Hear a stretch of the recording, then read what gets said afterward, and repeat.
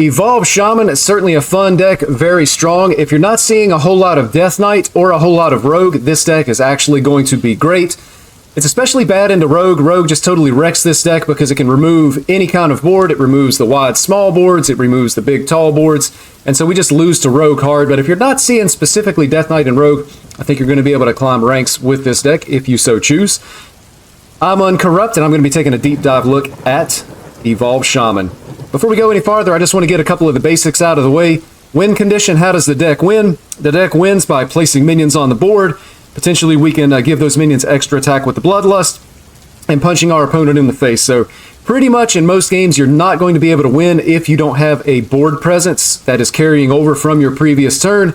Not really any damage from hand here outside of the 1/3 weapon. Maybe we can tickle our opponent a little bit. Sometimes that 1 damage does make a difference, but really not that big. And then, of course, we are also running Brucon here. If we can hit that hero power that is 2 mana, deals 6, that can be some damage from hand. But for the most part, we just have to have minions on the board.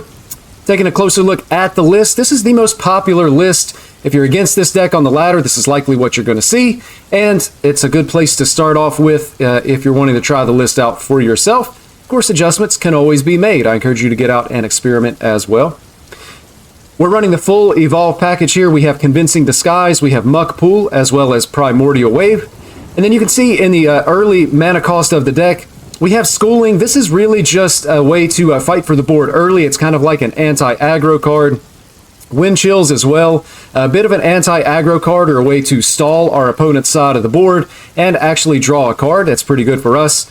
Carving Chisel, like when we equip this, we're just going to swing it every turn. It can be good to remove opponent's minions that are 1 health. But even just hitting our opponent in the face, we'll take the 1 damage and get an additional basic totem on the board. Again, it just gives us another evolved target. Prescience is probably the best card draw card that we have in the deck.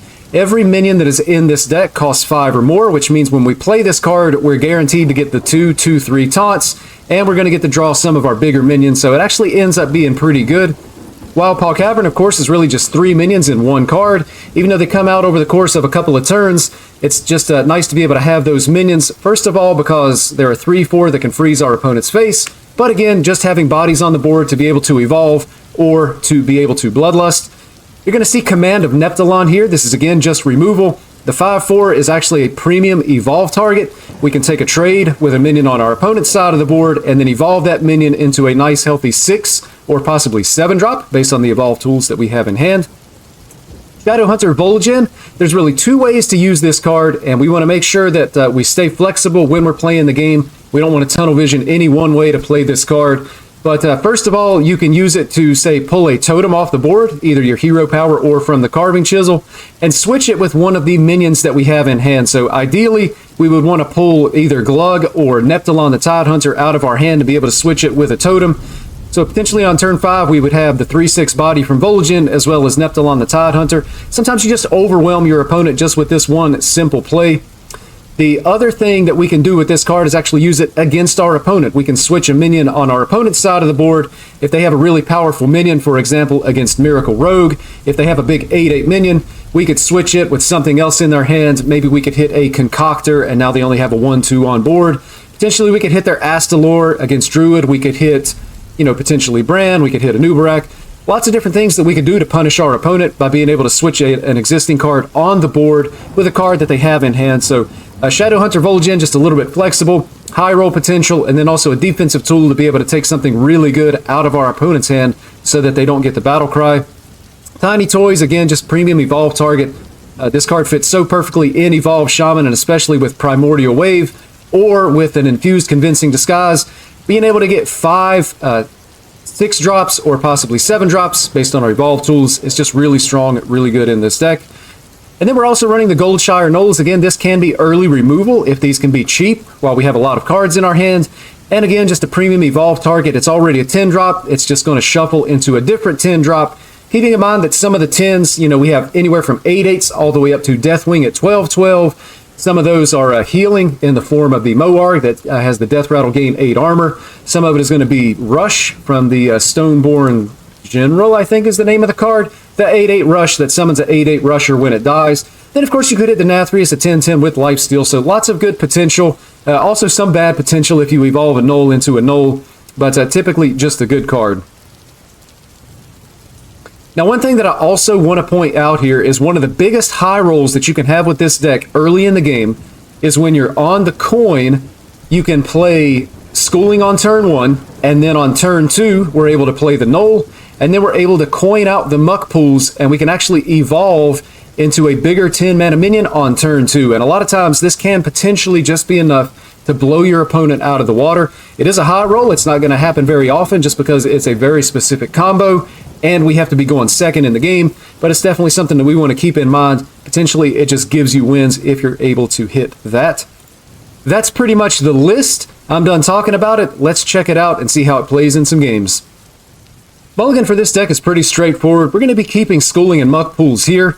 We would also want to keep Carving Chisel, we would keep Prescience, we would keep Goldshire Null, and then we would actually also keep Convincing Disguise just to be able to start infusing that to be able to get the bigger evolve is going to be good here. So we actually have a premium hand, and by looking at our hand, it looks like I'm actually going to be able to show you the turn 2 get a big boy 10 drop out on the board. So we're up against Demon Hunter. We know that they're going to be coming for our face, so we're going to want to do as much damage as we can early. And I'm just going to go ahead and play the Schooling here. And the reason why this works is because Schooling actually turns 1 card in our hand into 3 cards in our hand. So with the card that's going to be coming off the top, our Null is going to be 2 mana. We're going to be able to play Null, and then we're going to coin out the location. And we're going to be able to evolve a big 10 drop, which is hopefully going to be able to win us the game here. And we see our opponents already with a favorable draw of their own. And we're going to see what we get. No Null, no Null, no Null. Okay, so we hit the 8-8. This is good. If you can imagine this in other scenarios, an 8-8 with Rush can be used for removal, and then potentially we may have a way in hand to be able to evolve it again. So the 8-8, I'm not sure that it's big enough against Demon Hunter, but it is certainly going to be able to do a lot of damage, which is going to be good. We need to end this game as quickly as possible here. And I think I just want to go ahead and play the 3 Swarmers here. So I'm really just trying to pack damage on the board. Potentially these can be cleared, but if our opponent has to use an Unleash Fell here to be able to clear the 1/1s, then at least they're not going to be able to heal. And if they can't clear them, we're doing a lot of damage into our opponent's face. Keeping in mind we have a Bloodlust in hand, we could potentially be setting up an easy turn 5 lethal. Unfortunately, you know, this board plays directly into the removal that our opponent has with the Feldorei Warband, but these were still the correct plays. And I'm just going to get the Wild Paw Cavern down. So keep in mind your opponent plays cards, they have plays, so we make the best possible play that we can, and if our opponent has a good play, then we try not to get too upset about that. And our opponent is doing Demon Hunter things. They're drawing cards, they're completing the quest, and trying to find a way to be able to set up lethal of their own. So we're going to have the command of Neptulon here, so it's going to be good. We're going to be able to take a trade into our opponent's 1/1, and then we're going to be able to evolve. So I'm going to want to make sure that when I do this evolve, that I'm actually evolving the damaged minion.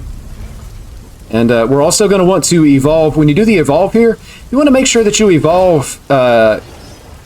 most of the time it actually is just the highest mana cost minion. 2/6, so it gained health, but it lost attack, so that's not great. But this matchup is actually pretty good against Demon Hunter, simply because it's turn 6. We know that our opponents could have the Silvermoon Arcanist and Unleash Fell to deal 3 damage and do a lot of healing. But because these minions, you know, the 3/4s are 4 health, we have our Command of Neptulon minion at 4 health and our Evolved minion at 6 health, they can't actually remove the board, and then when you have a Bloodlust in hand, it's just a whole lot of damage, and I believe this is actually just going to be lethal here. And looks like we're going to be taking this game home, and believe it or not, this is actually a pretty standard outcome in this matchup. So I've actually been having trouble finding matchups that aren't Demon Hunter and Miracle Rogue, so I'm going to take this into casual and get a little bit of a different matchup, I hope. We're keeping the Muck Pools here. Nice to see the Carving Chisel. That's 2 of our preferred mulligan cards. And we just want to throw the location down on the board. If it's in your hand on turn 1, you just get it on the board, and that way it's ready. Likely on turn 2, we just equip the weapon here, and we're just going to go ahead and swing into our opponent's face. And we see the Cutlass trade, so this is going to be a rogue of some kind. And we just get the weapon down here, and I want to swing, and I want to get the totem on the board, and then I just want to go ahead and evolve it. Let's see what we get here. Another 1/1, but I'm going to go ahead and use the location here and evolve this, I think, just because we know we're not going to be using the location next turn, and it's pretty rare that we use all 3 charges of the location with this deck anyway. And Prospector's Caravan, not sure I've ever actually seen that in a game before. And the Sketchy Stranger coming down from our opponent, that lets us know that this is actually Jackpot Rogue, certainly a very popular deck on the ladder. And it looks like our opponent was actually reading the card as well. Nobody knows what this card does. I feel like you see that a lot when you're playing Evolve Shaman, because it's the Evolves are basically just cards that are bad a lot of times. And nobody knows what they do, because nobody puts bad cards in their deck on purpose.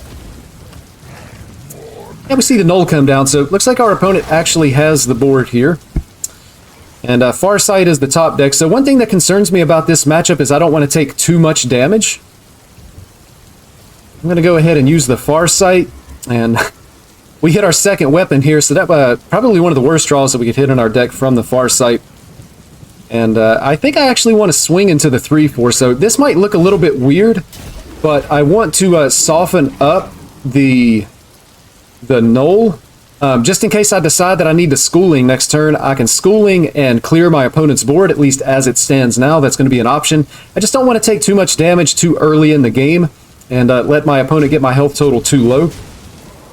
So I want to keep my options open, and if our opponent Shadow Steps the Null, that's actually not really all that bad for us. We get a Shadow Step out of the way, so I'm willing to take that 3 damage and kind of roll the dice just a little bit there.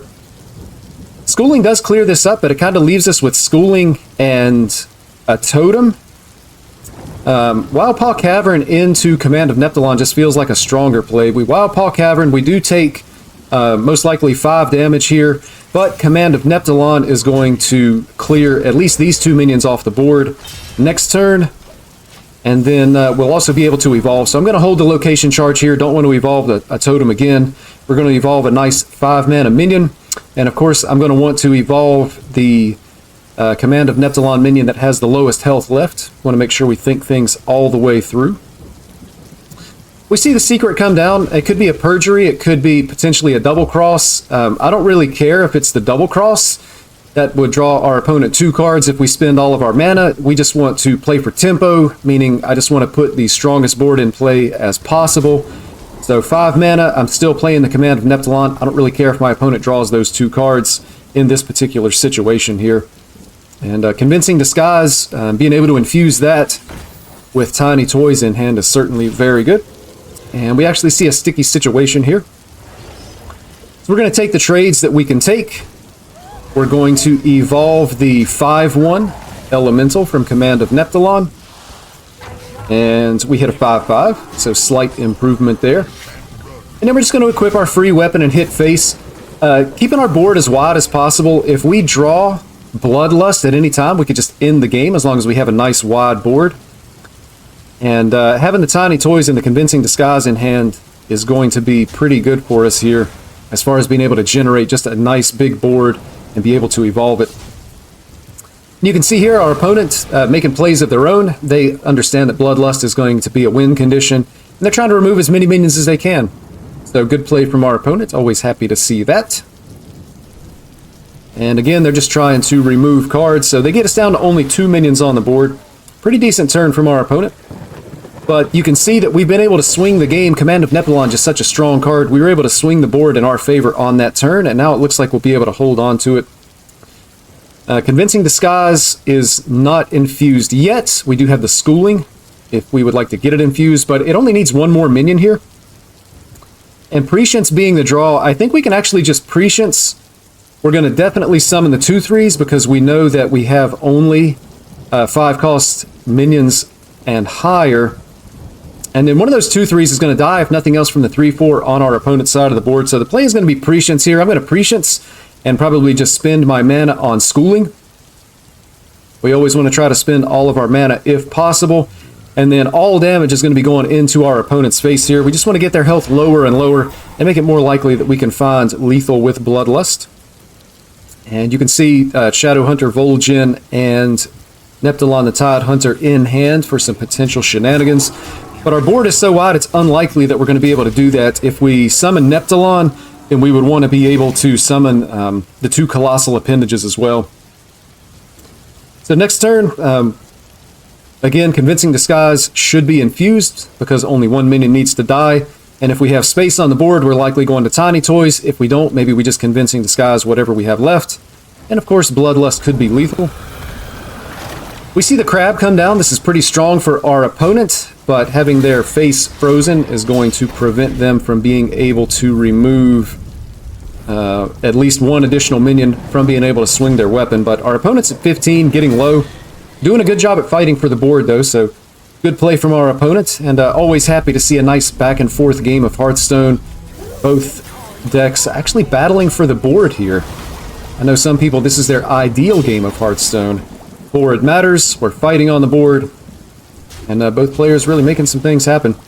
And our opponent actually creating a lot of concoctions here, which is, it feels like a way that we could lose. They could draw a lot of cards, they could potentially hit the destroy random minions. No way that we can guarantee that the Shadow Hunter Vol'jin is going to pull Neptulon. And I don't think I want to swing face yet, so order in this turn is important.